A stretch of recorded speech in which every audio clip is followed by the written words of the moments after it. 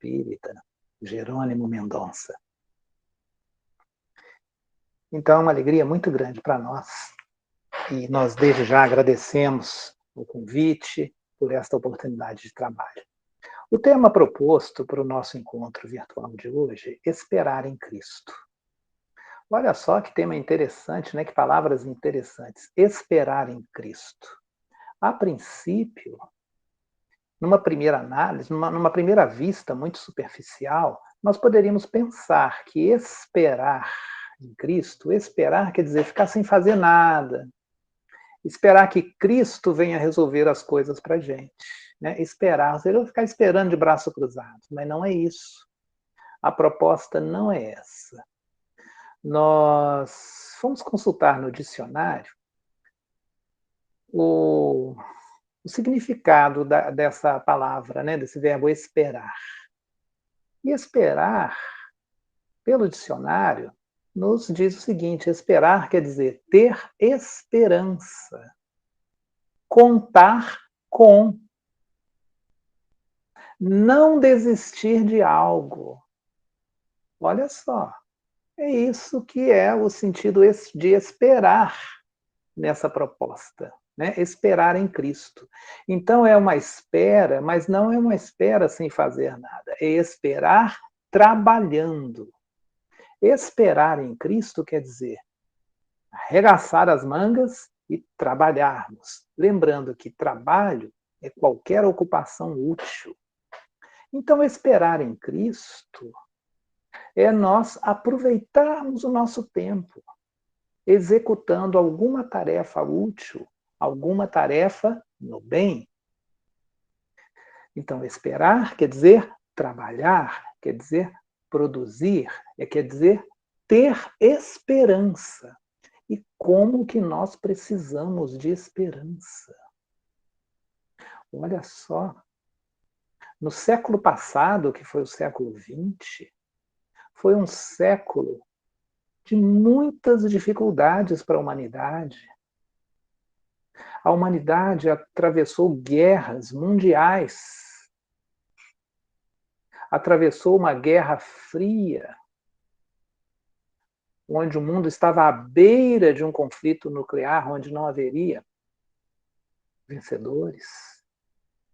Então nós precisávamos de esperança. Mas aconteceram também muitas conquistas no século passado. Foi um século muito difícil para todos, muito difícil para nós encarnados. Mas aí mudou de século, veio o século XXI.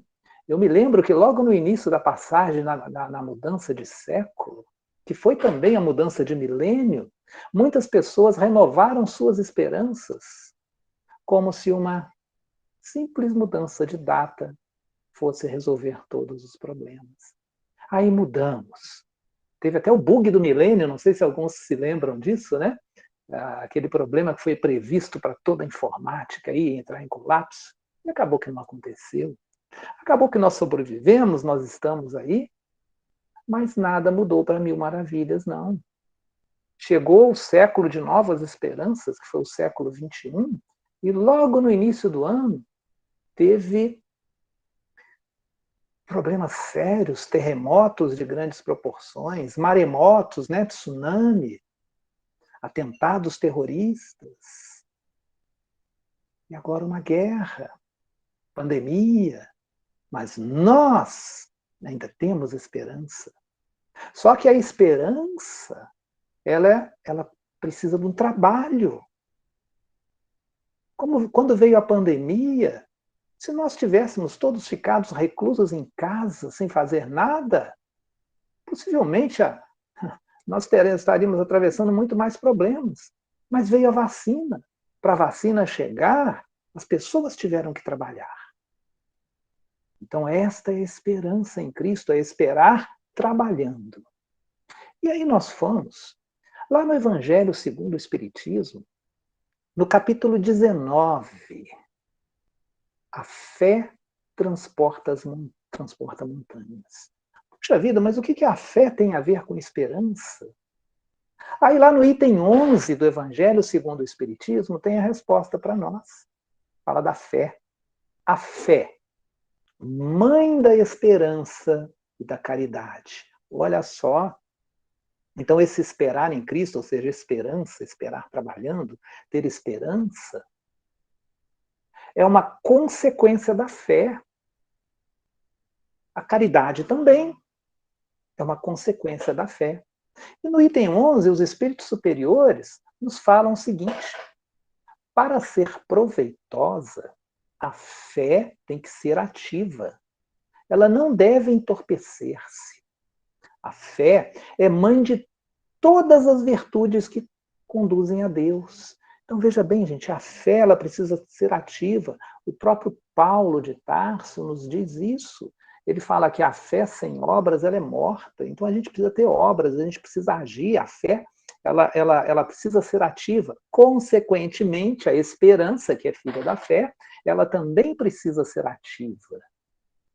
E a fé, que é a mãe de todas, veja bem, de todas as virtudes que conduzem a Deus, a fé cumpre por velar atentamente pelo desenvolvimento dos filhos que ela gerou. Quais são os filhos? A esperança e a caridade.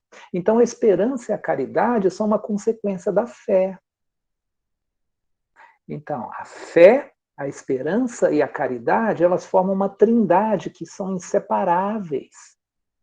Porque a fé é que nos dá a esperança da realização das promessas de Cristo. Se nós não tivermos fé, o que a gente pode esperar? Né? Não podemos esperar nada. E a fé não é algo exclusivo da religião. Um religioso, realmente, ele pode ter fé, mas um ateu, ele tem fé também. Nós podemos dizer que alguns cientistas, inclusive os que trabalharam na elaboração da vacina contra a Covid, e tantos outros cientistas, eles são ateus. Muitos deles são ateus. Mas têm fé, estão lá trabalhando, têm a fé no trabalho. A fé, ela não está restrita à religião. Para eu sair de casa, tomar um ônibus e andar de ônibus, eu preciso ter fé. Eu preciso ter fé no motorista. Eu preciso ter fé no próprio ônibus. Né? Hoje em dia, para a gente sair de casa, a gente tem que ter fé.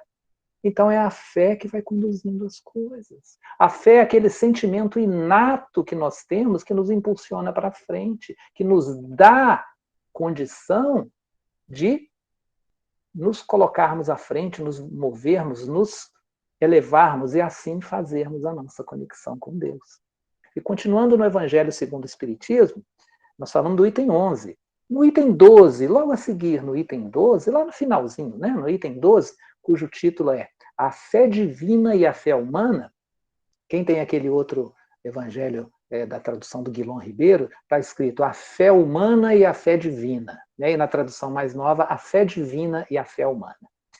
Então, mais lá no final, um espírito protetor, ele fala o seguinte, olha só, se todos os encarnados, mensagem para nós encarnados, hein?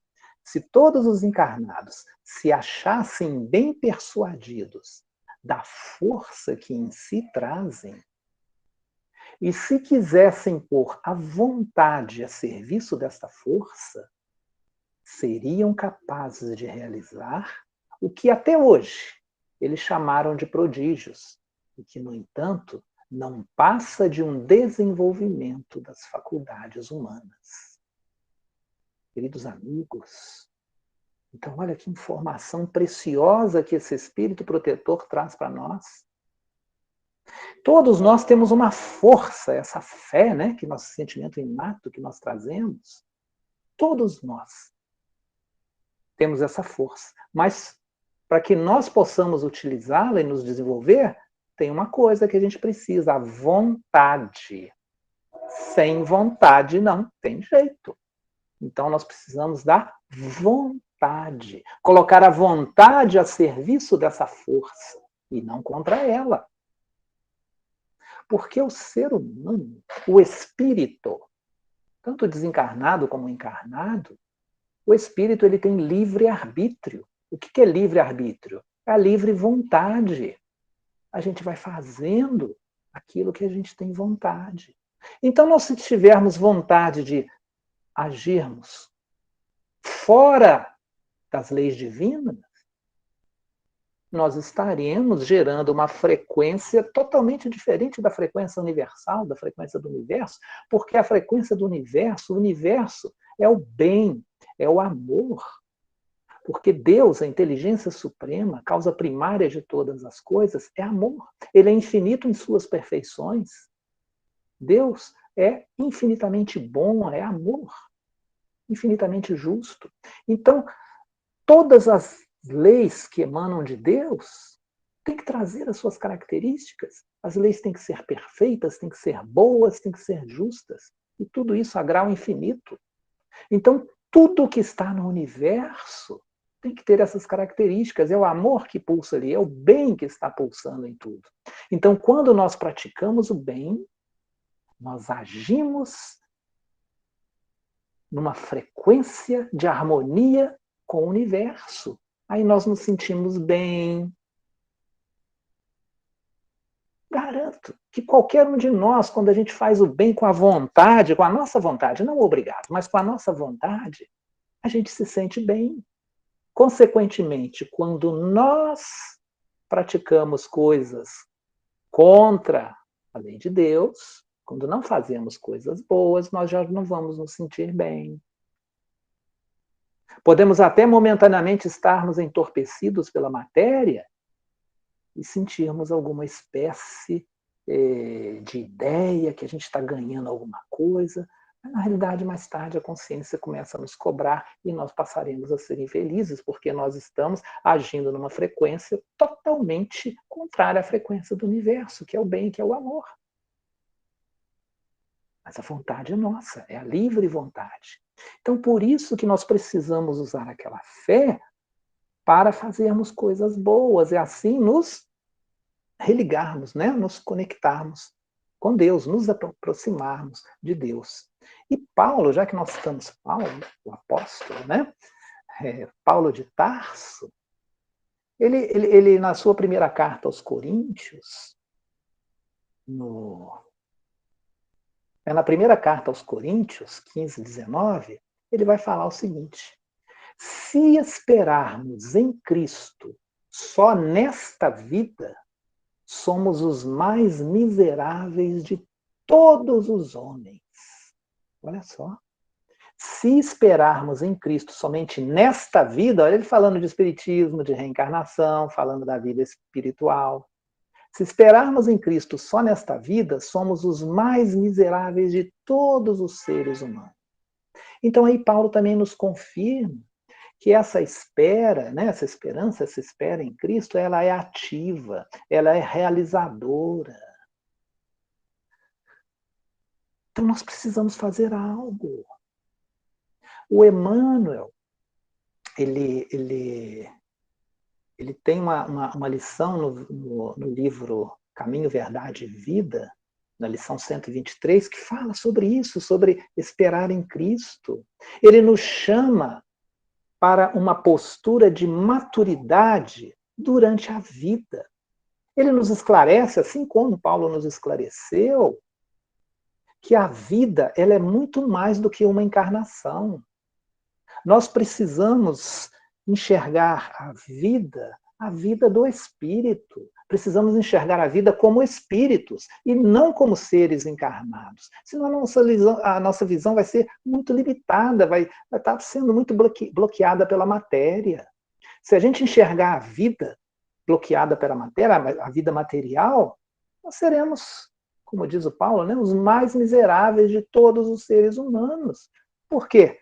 Ocorreu a morte do corpo físico, acabou. Não tem mais nada a fazer, é o materialismo puro. E o próprio Jesus veio nos mostrar que os túmulos estão vazios.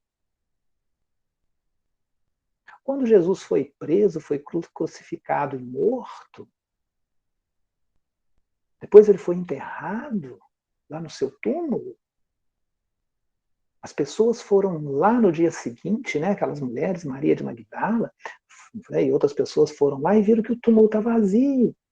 É uma mensagem simbólica para nós, para dizer que não tem nada ali. O Espírito já foi, mas ele sobreviveu, que o próprio Jesus apareceu lá para Maria de Magdala e disse que a vida continua. E apareceu, né, se materializou várias outras vezes para várias outras pessoas, sendo que esta é a mensagem do Cristo, a mensagem que a maioria das religiões coloca como ponto máximo, que foi a crucificação, a morte. Não, Jesus, depois da morte, continua ensinando e coisas melhores ainda para nós, dizendo que a vida continua, ele continuou dando os ensinamentos após a morte do corpo físico. E veio demonstrar que os túmulos estão vazios. Aquele desaparecimento do corpo de Jesus é uma simbologia que nós podemos entender que o espírito não está ali no túmulo, a não ser aquele que está pegado à matéria, né, que continua preso por algum tempo. Né? Mas o espírito livre, o espírito que está evoluindo, ele não está ali mais no túmulo. Ele está progredindo, continuando o trabalho, continuando a sua atividade. Então, se esperarmos em Cristo só nesta vida, somos os mais miseráveis dos homens. Então, busquemos a paz, a esperança, a consolação, essa força para que nós enfrentarmos o nosso cotidiano. Lá no Livro dos Espíritos, na questão número 132, onde Kardec pergunta aos espíritos qual é o objetivo da encarnação, os espíritos dizem que é prova para alguns, expiação para outros, mas ainda tem um outro objetivo a encarnação. É a de nos colocarmos em condição, olha só, nós, aqui, ó, encarnados, de nos colocarmos em condições para fazer a nossa parte na obra da criação. Gente, então nós não estamos aqui à toa, não. Nós precisamos nos melhorar, nos capacitarmos para fazer aquilo que nos toca na obra da criação. Quem é o Criador de todas as coisas? Deus. Existem também os espíritos chamados co-criadores em plano maior, como nos informa André Luiz. E existem os co-criadores em plano menor. Os co-criadores em plano maior, Jesus, por exemplo, e outros espíritos puros, que trabalharam na constituição do universo, dos sistemas solares, dos planetas. E os espíritos chamados co-criadores em plano menor, digamos, André Luiz, Dr. Bezerra. E nós também, dentro da nossa condição, mas nós precisamos fazer a nossa parte para melhorar a obra da criação. Falando simbolicamente, muito simbólico isso, tá, gente? Na Bíblia diz aí o que Deus fez ao longo dos dias, né? Aquela linguagem muito simbólica. No primeiro dia criou isso, no segundo, terceiro. Aí no sétimo dia, o que aconteceu no sétimo dia? Né? Na linguagem simbólica. Diz que Deus descansou, mas Jesus veio nos falar que Deus trabalha, né? O meu Pai trabalha até hoje. E eu também. Jesus disse isso. Quem que é o nosso exemplo maior? Quem que é o guia e o modelo para toda a humanidade? É Jesus. Se Deus trabalha até hoje, Jesus também, nós precisamos trabalhar também. Termos uma ocupação útil a todo instante. E como a nossa encarnação ela é limitada, nós precisamos aproveitar o máximo de tempo possível enquanto estivermos aqui na Terra para não ficarmos ociosos, porque a ociosidade não está de acordo com a lei de Deus. Nós precisamos nos dedicar a alguma tarefa, qualquer que seja, uma tarefa útil, uma tarefa para o bem, porque assim nós estaremos nos colocando em condição de fazer a nossa parte na obra da criação. Aí nós nos lembramos de uma anedota que eu vou contar aqui. Uma anedota que foi mais ou menos o seguinte. Havia pelo interior de Minas Gerais, há muitos anos, um vigário que estava passando, né, por uma cidade bem interiorana, estava lá na zona rural. Aí ele viu uma propriedade rural, com as plantações, a casa mais lá nos fundos, tudo arrumado direitinho, as pessoas trabalhando nas colheitas, nas plantações, nos arados, todo mundo trabalhando, uma propriedade toda muito bonita, muito organizada, várias pessoas trabalhando ali. Aí ele foi lá, o vigário foi lá, começou a conversar com as pessoas, conheceu o dono daquelas terras, e foi muito bem recebido, começou a conversar com ele. Aí, se despedindo, né, o vigário fala para o dono das terras: olha, como Deus é bom, e realmente é muito bom, seu vigário. Eu só tenho a agradecer tudo isso que nós estamos fazendo e produzindo aqui. Pois é, meu filho, disse o vigário. Deus, olha que presente que Deus te deu. Aí aquele senhor, olha só, tudo organizado, tudo muito bonito, tudo muito produtivo. Que presente que Deus te deu. Aí o dono lá da propriedade vira para o vigário e fala: pois é, seu vigário, mas eu precisava estar aqui quando ele é que tomava conta. Ou seja, ele pegou aquela terra na natureza imatura, cheia de mato, tudo para lá. Ele teve que trabalhar para melhorar a condição. E Jesus nos relembra uma lei que está lá na Torá, na época de Moisés. Nós precisamos amar a Deus sobre todas as coisas e ao próximo como a si mesmo. Então nós precisamos nos amar. Para amar a Deus, nós precisamos nos amar, nós precisamos nos cuidar, nos respeitar e, claro, respeitar o próximo, né? E amar o próximo. Então, para estarmos de acordo com as leis de Deus, eu preciso também respeitar o próximo, meu outro semelhante. Preciso respeitar o animal, o cachorro, o gato, todos os outros animais que também são os meus próximos. Preciso respeitar o reino vegetal, as plantas. Preciso respeitar o reino mineral, as coisas, ou seja, eu tenho que cuidar do planeta. Quando eu jogo lixo no chão, quando eu faço um gasto de recursos minerais que eu não vou utilizar para nada, estarei desperdiçando, eu não estou respeitando o próximo. Aí eu não estou respeitando a mim mesmo, nem estou respeitando a Deus. Então essa mensagem, lá do Velho Testamento ainda, gente. Então precisamos respeitar a natureza. Claro que é o nosso semelhante também, principalmente. Mas para respeitar a minha e ao próximo, eu preciso também respeitar o planeta, a natureza, a todos e a tudo. Porque senão nós não vamos conseguir fazer a nossa parte na obra da criação. Aquele fazendeiro fez. Ele respeitou a natureza e progrediu. Então essa é a nossa missão. Transformarmos, ajudarmos a transformar esse planeta para ter uma condição melhor. Mas para isso nós precisamos nos transformar também para nos melhorarmos. E como que nós nos transformamos? É a nossa reforma íntima. Essa mensagem do livro Caminho, Verdade e Vida, mensagem número 123, o Emmanuel, ele fala que o exame desse versículo que a gente leu aí de Paulo, ele fornece, né, explicações muito claras para nós. Ele diz que é natural confiar em Cristo e aguardar no Cristo, né? Mas muitas das vezes a gente quer esperar que Jesus venha aqui resolver tudo para a gente quer resultados imediatos, né? E quando Paulo fala, se esperarmos em Cristo só nesta vida, ele está nos dizendo que a nossa vida não é fragmentária. Jesus nos acompanha sempre, no período que nós estamos encarnados, no período que nós estamos desencarnados. A vida ela é uma só. Ah, mas morreu? Né? Morte é o oposto de vida? Não. Morte é o oposto de nascimento. É nascimento e morte. A vida é uma só.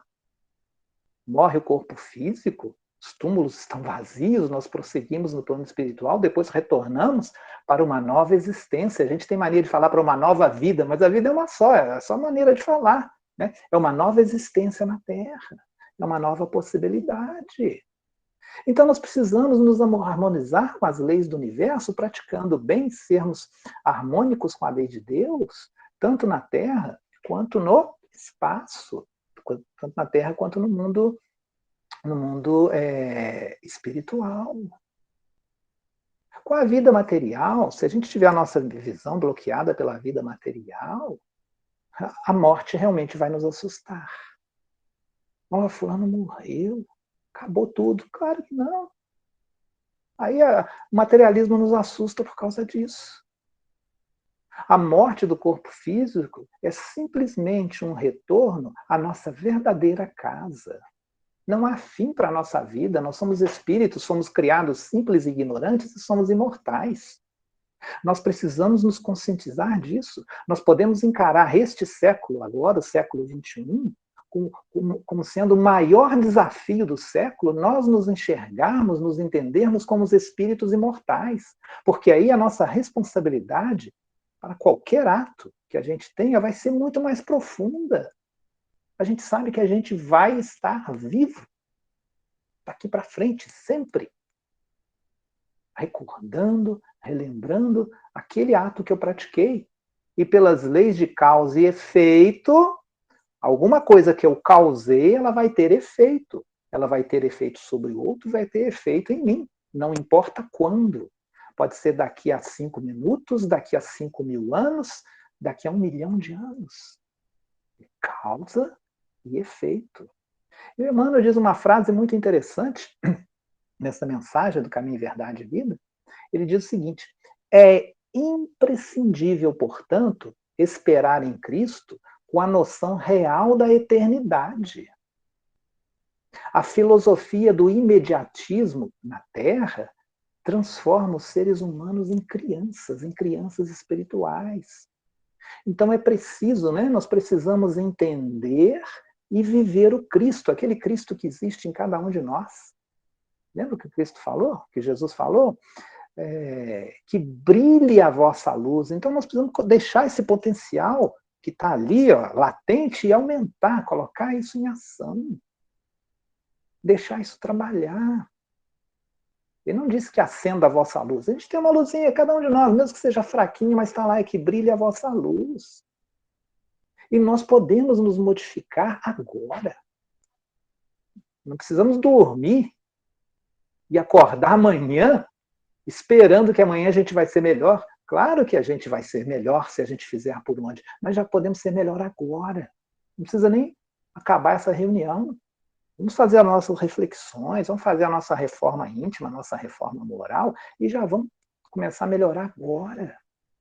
Um exemplo, gente, olha só, Paulo, nós estamos falando muito de Paulo, né, de Tarso. Mas antes dele ser Paulo, ele se chamava Saulo de Tarso. Ele era perseguidor de cristãos, era torturador e assassino de cristãos. Ele passou a viver em Cristo. Ele mudou. Ele fez a sua reforma. E a partir do momento que ele passou a viver em Cristo, ele passou a ser o maior, foi, né, o maior divulgador do cristianismo. Aí nós entendemos melhor aquela frase famosa dele, né? Já não sou eu que vivo, mas é o Cristo que vive em mim. Foi a reforma íntima dele, ele fez a reforma íntima e agiu. A espera dele foi ativa, é isso que é esperar em Cristo. Então deixemos o Cristo viver em nós. Vamos fazer brilhar a nossa luz. Eu vou esperar o melhor para mim, mas esperar trabalhando. Porque muitos de nós ficamos no imediatismo do dinheiro, do poder. Não que o dinheiro seja ruim, nós precisamos dele, ele é necessário. Para nós termos um mínimo de felicidade que a Terra comporta, a gente precisa sim do dinheiro. Está lá no Livro dos Espíritos, o que a gente precisa para ser feliz aqui nessa encarnação? Os Espíritos respondem com relação à parte material, é a posse do necessário. Então nós precisamos ter a posse do necessário. Um lugar para morar, roupas.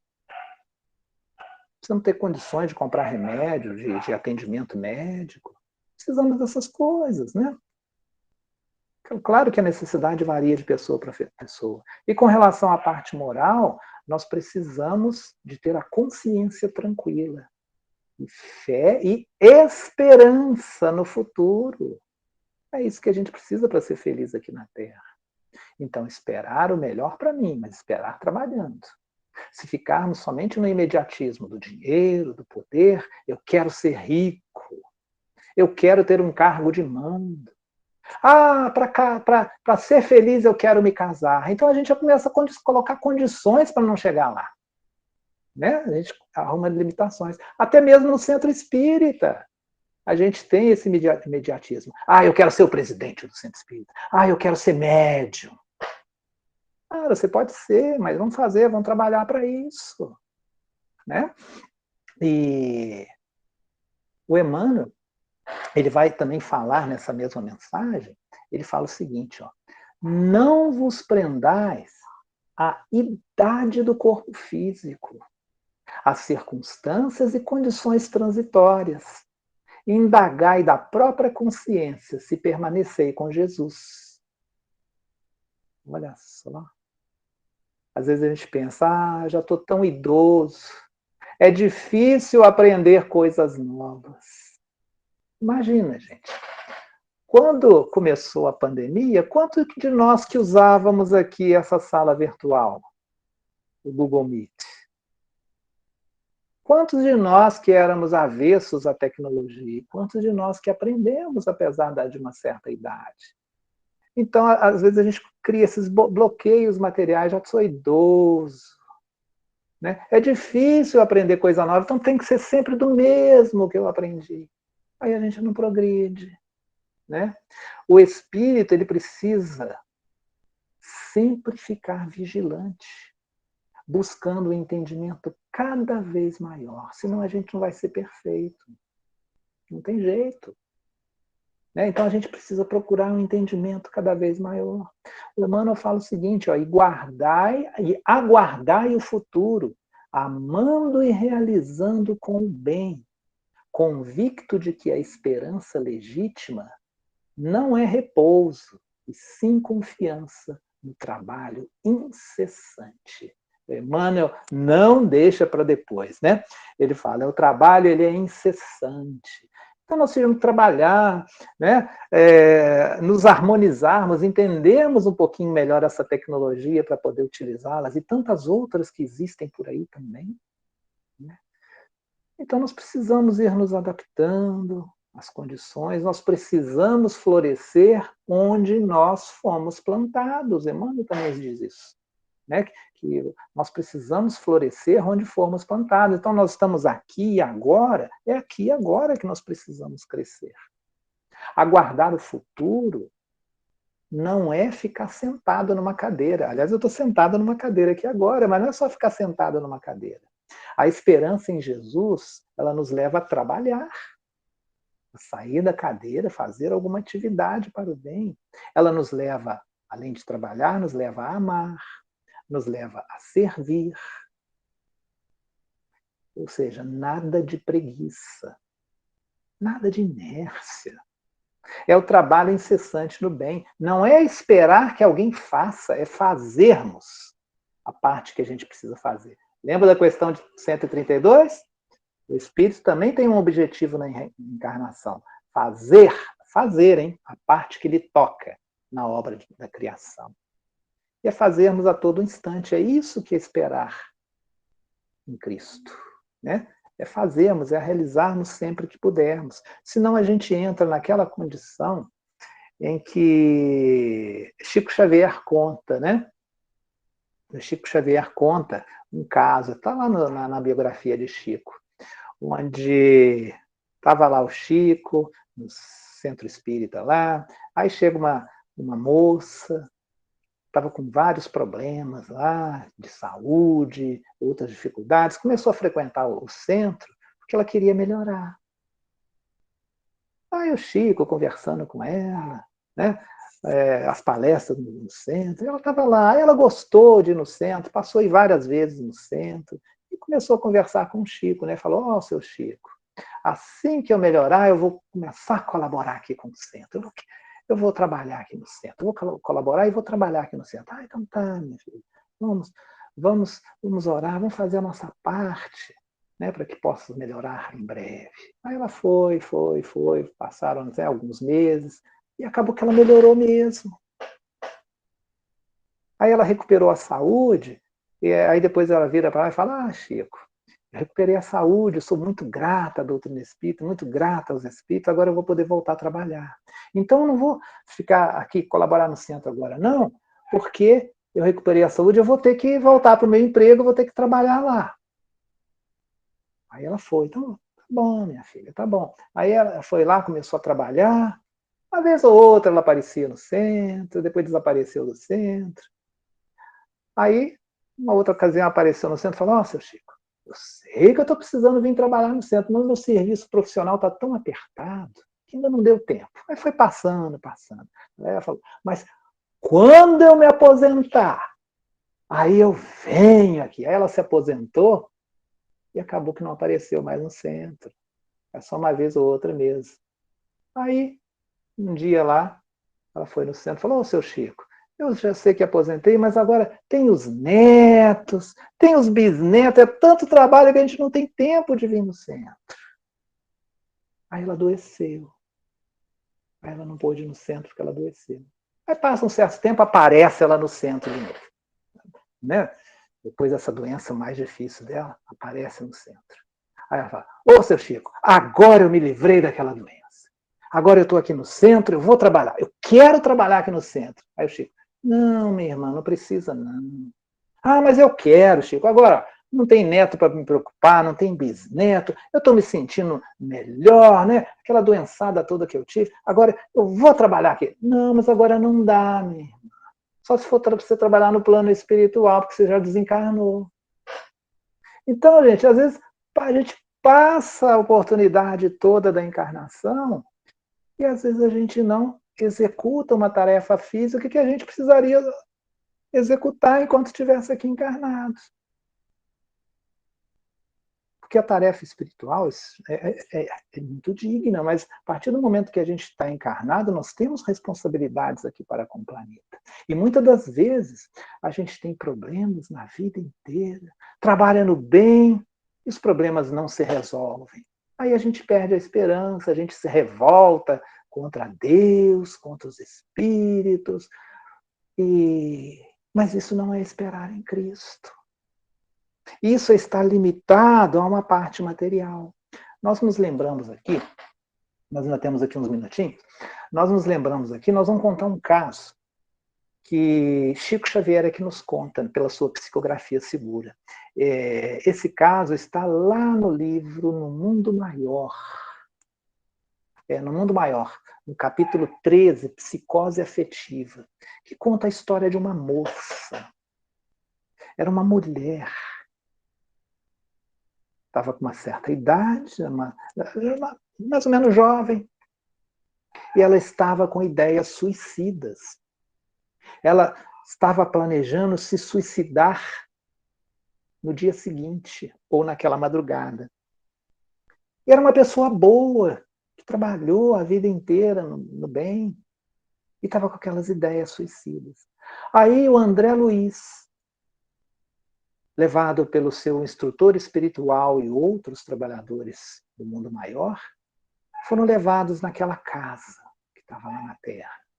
Então, chegando lá, eles viram várias entidades infelizes, vários espíritos infelizes presentes naquela casa, por causa das intenções suicidas daquela mulher.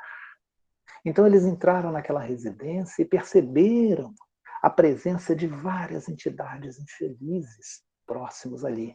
Aquela mulher era uma jovem senhora e ela estava em convulsivo pranto. E ela estava dominada por um desespero assim incontrolável. A mente dela estava turbilhando. E aí, pela bondade divina, aqueles benfeitores espirituais, eles foram autorizados a interceder por ela. E o instrutor do André Luiz, que era o Calderário, ele fala para o André Luiz para explicar a situação. Olha só, essa mulher, Ela quer fugir da Terra pelo suicídio esta noite. Entretanto, nós vamos auxiliá-la. Então, eles começou a contar a história, né? Nós vamos, antes disso, nós vamos aplicar um passe nela para que ela possa adormecer e não cometer o suicídio. Vai começar a magnetizá-la para que ela caísse em sono. E, enquanto isso, o instrutor foi explicando a André Luiz o porquê que ela estava nessa situação. O nome dela é Antonina, e ela era órfã de pai desde muito cedo, desde ela muito pequenininha. Então ela estava lá, ainda na infância, o pai dela morreu, isso, gente, é década de 1940. Então, o chefe de família, o pai era o chefe de família, quando ele morria, era difícil da família prosseguir, né? Ficando por conta da mãe, né? Então, gente, ela era órfã de pai desde cedo. Aí ela começou a ter que trabalhar, criança trabalhar. Ela tinha 8 anos e ela teve que arrumar trabalho para sustentar a mãe dela. E a irmãzinha, ela tinha uma irmãzinha também, uma irmãzinha um pouco mais nova. Então ela teve que se dedicar ao trabalho para sustentar, ajudar no sustento dos dois. E com isso, ela não teve a infância, não brincou mais com as outras crianças, não tinha alegria daquele riso mais infantil. Então, olha só as expiações dela. Mas ela foi trabalhando. Quando ela chegou aos 20 anos, a mãe dela desencarnou. Então, ela foi órfã de pai, com 8 anos, e aos 20 anos, a mãe dela morre. Aí,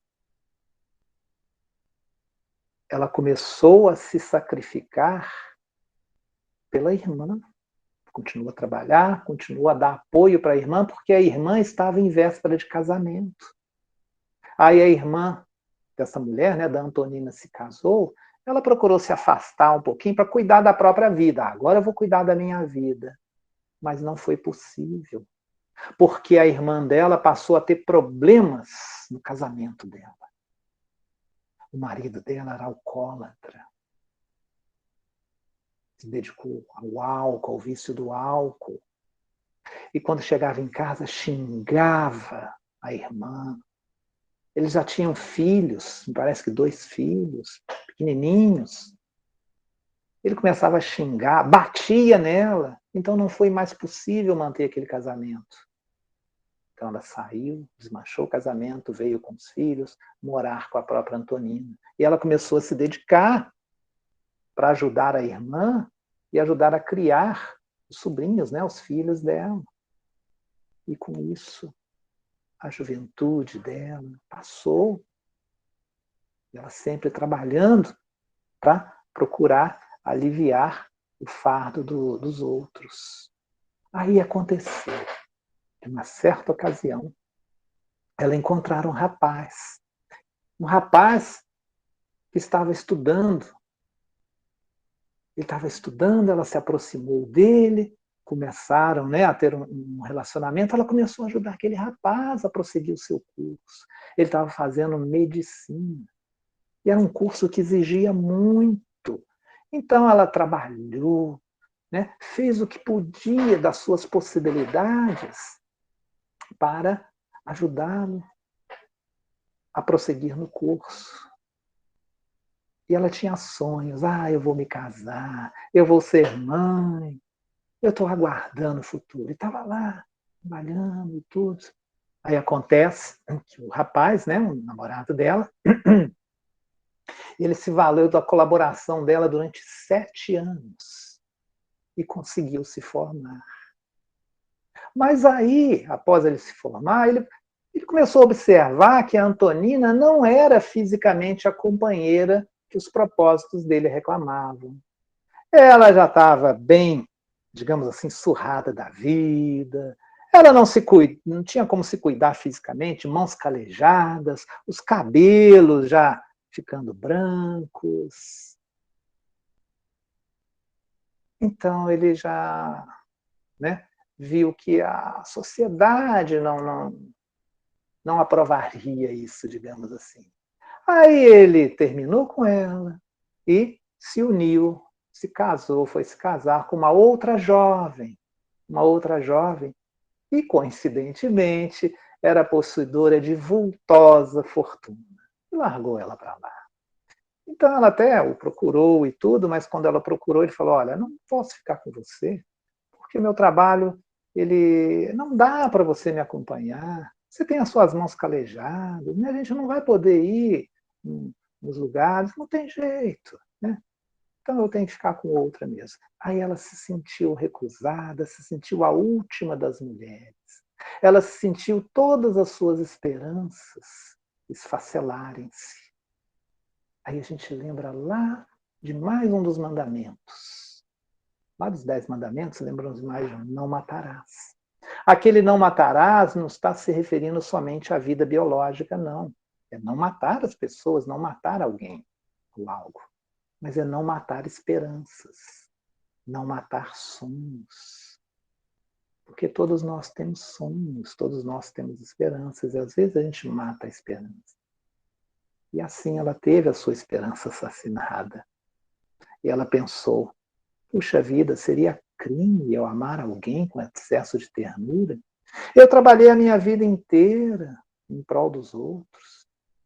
E desde que eu esperava de ter um casamento, fiz tudo por ele, sou abandonada desta forma, sou humilhada. Que crime é esse de querer ter um companheiro, de querer ter filhos, querer ter um casamento, né? Ter alguém decente, um companheiro que também me apoie, de ter filhos? Então ela começou a se sentir a última das mulheres e por isso ela quis buscar o suicídio. Ela até pensou: eu estou tão atormentada que eu prefiro me matar do que continuar aqui. Eu sei que eu, após o sepulcro vou enfrentar coisas desconhecidas, mas eu prefiro enfrentar essas coisas desconhecidas do que ficar aqui e acabar num leito de um manicômio, de um hospício. Aí a gente lembra lá o que o Paulo falou na carta aos Coríntios. Como é que foi? Se esperarmos em Cristo só nesta vida, somos os mais miseráveis de todos os seres humanos. Então nós precisamos ter a visão da vida espiritual também. Porque a vida não está restrita só aqui à matéria. Então, às vezes, tem essas vicissitudes que nós estamos enfrentando, mas tem algo mais na vida espiritual. E foi assim que, quando aqueles espíritos deram o passe naquela pessoa, ela adormeceu, e uma vez adormecida, ela, em espírito, se afastou do corpo físico, e aí, afastada um pouco das interferências materiais, ela pôde ter contato com o mundo espiritual. E lá, auxiliando-a no mundo espiritual, estava sua mãe, aquela que desencarnou quando ela tinha 20 anos, que gostava tanto dela, porque ela auxiliou a própria mãe depois que o pai morreu. Então estava lá, preocupada com os atos da filha. Aí elas se aconchegaram, se abraçaram no mundo espiritual. E a menina lá: mamãe, mamãe. E saiu correndo a se refugiar nos braços. A mãe explicou, né, que ela estava preocupada dela se suicidar. Né? E ela: mãe, me ajuda, eu não quero mais viver na Terra.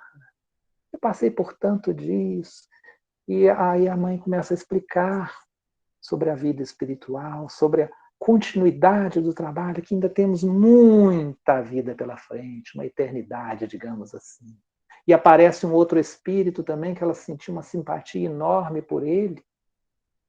E aquele espírito tinha uma ligação profunda com ela de várias existências anteriores, já tinham desenvolvido os trabalhos juntos. E ela sentiu uma atração, uma simpatia muito grande, ela não conseguia entender o porquê, mas era devido ao fato de que eles eram muito chegados, eram espíritos muito afins e que já tinham atravessado algumas encarnações juntos e dessa vez não foi possível. Ele já era um espírito de luz. E ela, como em algumas, né, encarnações, estava muito apegada à matéria, muito ao egoísmo, muito a eu para mim, ela se vitimizava tanto. que ela se distanciou dele no plano evolutivo. Mas os dois tinham uma afinidade. E ela percebeu isso indiretamente.